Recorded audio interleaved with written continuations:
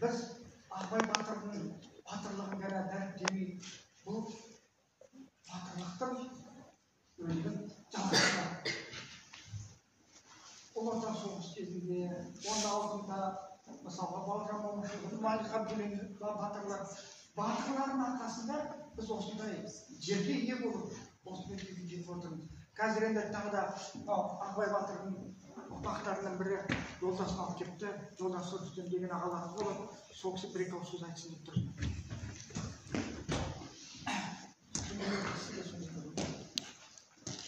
Ассалаумағалейкум.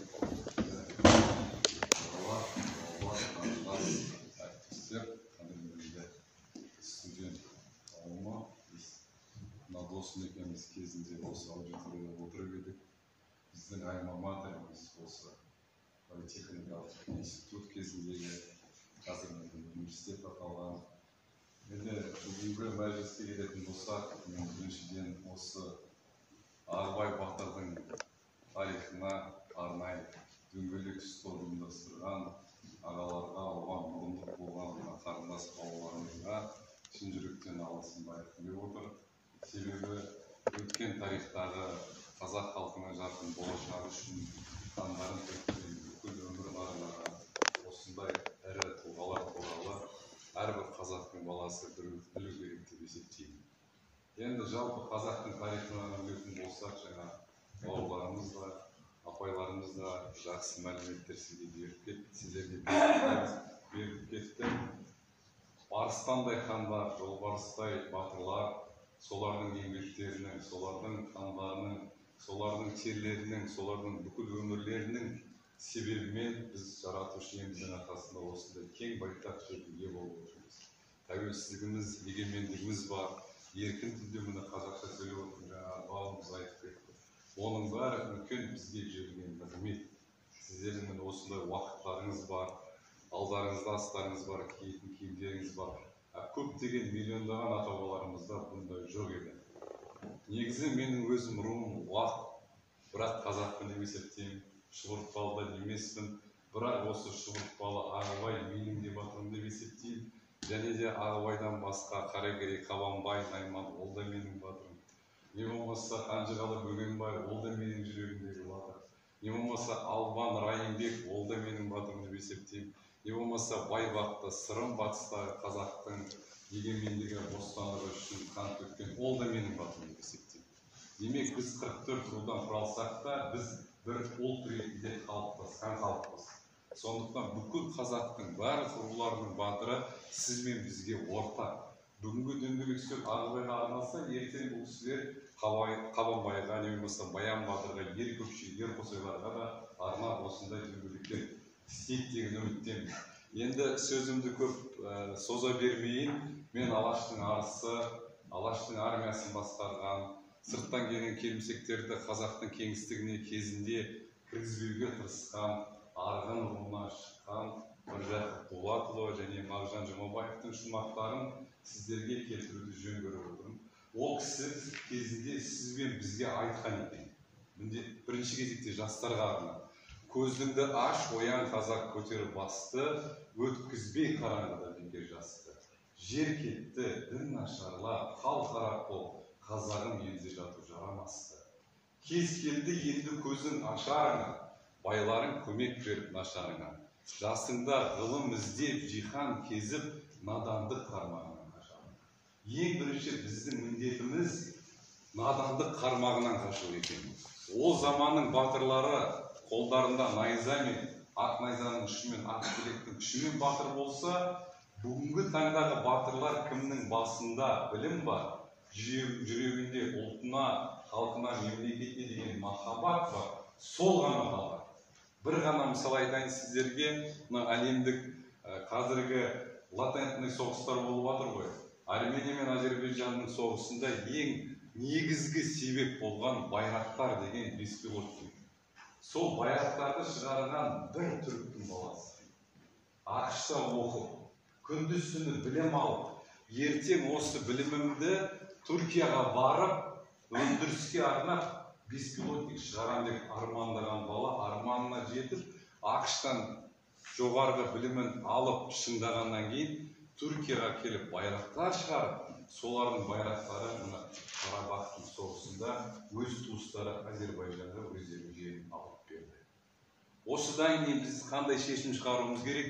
Ең негізгі мақсат қазақтың бүгінгі таңдағы талабы жастарға қойылатын ол білімді болу. Білімсіз болсаңыздар, онда ешбір жетістікке ешқашан ешбір ұлт жете алмайды бүгінгі таңда. Және де кезінде шығыстың Пушкин аталған Мағжан Жұмабаев Міржақып Дулатұлымен мынадай шумақта қалдырған екен: жау жүрек қыран көзді арыстаным, жан қиып халық үшін алыстаным, қатардан қазағымды қалдырмайын деп бәйгеде ұлыды бір жарысқан. Бір залым қиянатпен тоқтатпаса, қатардан өздігінен қалыспадың, надандар бой көрсетпеуге жарар. Өнерге құлаш сермеп алыстадың. Өлсең шахид көсемсің, тірі болсаң, ететін елге қызмет арыстаның. Кезінде ғази жанды еттің пида, халқыңның жібермеске намыста. Әрбір қазақтың баласы, сіздерден үміт етеміз, сіз өз халқыңыздың намыстарын ешқашан жібермейсіз. Себебі сіз білімдісіз, спортпен шұғылданасыз, темекі, есірткі, алкоголь деген нәрсені білмейсіз, және де өз ұлтыңызды, халқыңызды мемлекетке түсіресіз. Рахмет.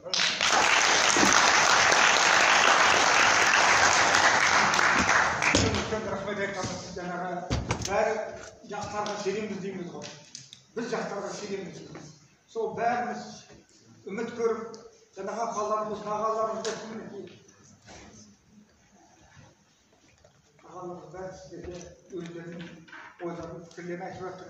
Енді мұнда біздің осы дөңгелек үстелге қатысып отырған бүкіл Қазақстанда бір жаңалық ашам деген жігіт. Бүкіл қазақтардың күнтізбесін жазып, күнтізбесін шығарған жігіт Нұржан Сыршалы облыстық акиматта пресс-службада қызмет етеді. Бұл кісі мынау міне қай бір күндер бар, сол күндерге күнтізбесін орындаған жігіт. Осы біздің елімізге, қазағымызға қолынан келетін кішкентай ешкім аса қатты түсінбейді, қолдамай жатыр.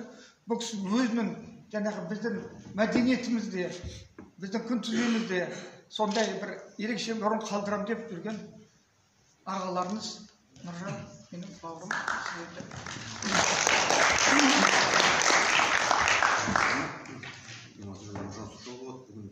Бүгінгі осы бір-екі апта бұрын жұмыс барысымен кездесіп қалғанда осы конференция ұйымдастырамын деді. Ол кезде мен арнайы бір келгенім, осынау 15 қараша батырлар күні деп белгілеп қойғанбыз. 2019 жылы Қарағанды қаласында қазақ күнтізбесі деген бір жобаны бастаған болатынбыз.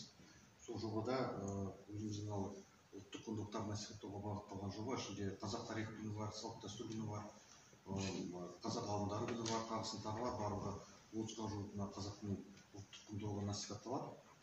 Соның біреуі мынау Батыр-бар институты, бүгін біз арнайы жиналып отырған Батыр-бар күні. Бұл күні 15 қарашада Мәлік Ғабдуллин деген кеңес одағының батыры туған, өзіміздің қазақтың бір перзенті батыр. Содан кейін бүгін енді тематика Батыр-барға байланысты болған соң біз осы күнді насихаттау үшін бүгін жалпы сіздер осында келіп отырсыздар. Бүгін сіздер осында арнайы келіп отырсыздар. Жалпы қазіргі уақытта жаһандану дәуірі ғой, барлықтарыңыз білесіздер. Сырттан сіздерге біздің сырттан ұсынылатын ақпарат көп. YouTube-ға кіресіздер, жаңағы әлеуметтік желіде отырасыздар. Бұның барлығы, содан кейін ол ақпараттың бәрі сіздерге өзге тілде ұсынылады да. Бізде қазіргі уақытта мемлекеттік тілдегі контент деп жатады ғой. Соны қарап отырсаңыздар, оның үлесі жалпы жаһандық үлеспен салыстырғанда өте аз. Сондықтан да өзіміздің қазақ ішінде жүрген кейбір жастарымыз басқа тілде сөйлеп кетіп жатады. Оның үстіне жаңағы өзіміздің бір мәдениеттерімізді насихаттаудың қажеттілігі туындай бастайды. Жалпы күнтізбені жасаудағы негізгі мақсат осы болды. Соның біреуі міне Батыр-бар институтын насихаттайтын күн. Содан кейін осы Батыр-бар мұрасын насихаттау үшін біз осындай Батыр-бар жауынгерлік даңқ лентасы деген лентаны жасадық. Осы Батыр-бар күніне арнап. Бұл жерде біздің қазақтың негізгі Батыр-бар деуге болады. Бейнеленген Айшықты Батыр-бары. Мынау қысқаша айтып өтейін. Мынау Шырақ батыр сақ заманында бір ерлік көрсеткен парсылармен соғыс болғанда, одан кейін атты толып қалған Бөгенбай, Қабанбай, Исатай Тайманұлы, Кейкі мерген. мынау екінші дүниежүзілік соғыста мынау қазақ қыздарының батыр үлгісін көрсеткен әлия молдағұлова, бауыржан момышұлы, мынау одан кейінгі мынау ауған соғысында қара майор атанған біздің Борис Керімбаев ағамыз, содан кейін мынау қазақтың өз дәстүрлі әскери мұрасын, содан кейін әскери салт дәстүрін білдіретін мынау 5 қару бейнеленген. Оның үстінде ең үстінде мынау көрініп тұрған қазіргі аумақтағы Қазақстан Республикасының картасы бейнеленген және шығып келе жатқан күн. Жалпы бұл лентаның концепциясы нені білдіреді? Яғни мына батырлардың барлығы, батырлар институтының қызметінің барлығы, содан кейін мынау жаңағы 5 қару, біздің әскери мұрамыз, әскери тарихымыз, осының барлығы біздің бейбітшілігімізге, біздің жаңағы ертеңгі күні аспанымыздың ашық болуына қызмет етеді. Бұл енді осындай лента, бүгін мынау осы шараға арнайы қатысқан студенттер осы лентаны келгеннен алатын болса, содан кейін сіздердің рұқсаттарыңызбен бір лентаны осы біздің үлкен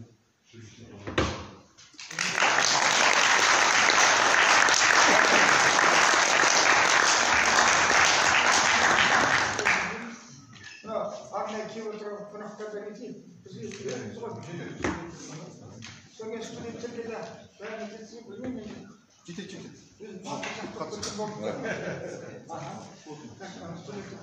Студенттерге бірінші міндетті түрде содан кейін өлең айтқан студенттерге қатысқан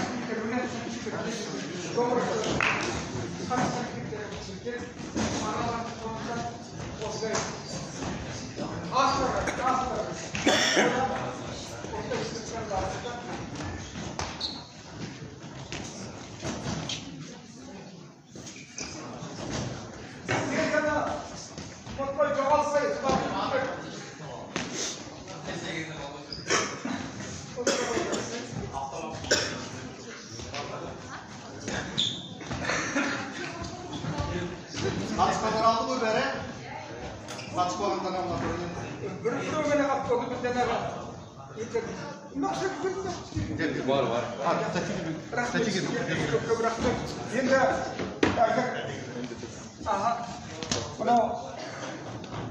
біздің заманымыз не көрмеді? Заманымыз көрмеген жоқ. Қалай қиыншылық көрді?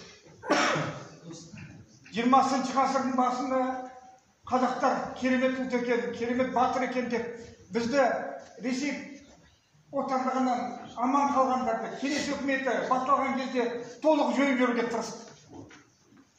Неге десеңіздер, қазақтар ерекше батыр, рухты халық. Бізбен не істемеді? Алшақтықтар жасады, репрессиялар жасады. Біздің жерімізді, тілімізді, тарихты, мүлдем қазақтан тарихын оқытпауға, шауып тастауға біздің тарихымызды соған тырысты. Бірақ соған қарамастан аз болсақ та біз тірі қалдық, аман қалдық. Сол жаңағы кеңес үкіметінің бір саясатынан талай біздің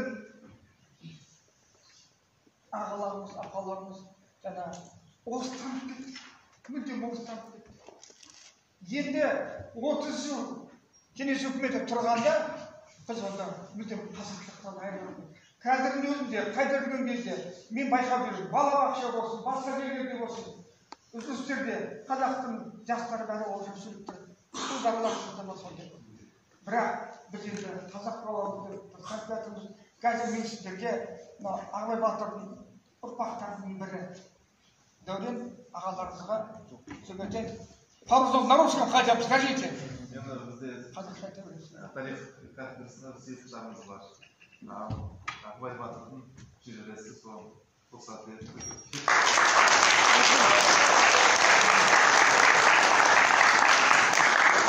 Қарапайым адам, көрдіңдер ме? Қандай қарапайым адам. Енді біздің сіздердің арманыңыздан сөйлеген дейді болса студенттерге бір-екі сөйлейік.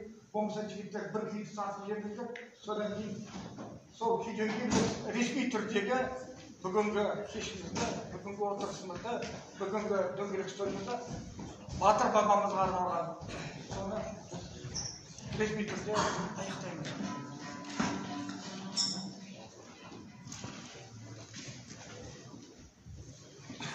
Керек қылсаңыздар Ағыбай батыр туралы бір жарық көрмеген неде әңгіме бар, керемет әңгіме. Егес деген. Ол жарық көрмеген еңбек. Соны айтып береміз. Айша берейін бе? Ал давай.